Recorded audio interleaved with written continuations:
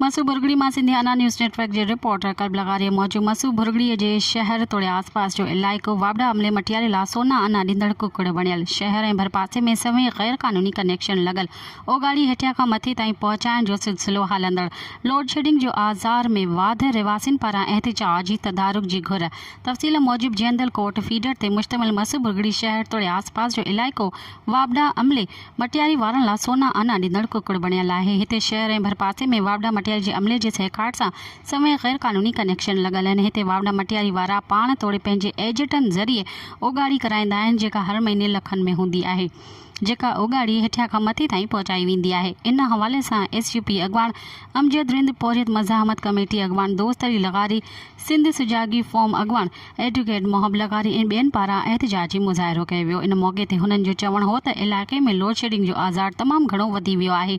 उन जो सबबु इहो आहे त हुन जे फीडर ते वावड़ा मटियारी तरफ़ां हथरादू तरह बिजली जी चोरी कराई पई वञे।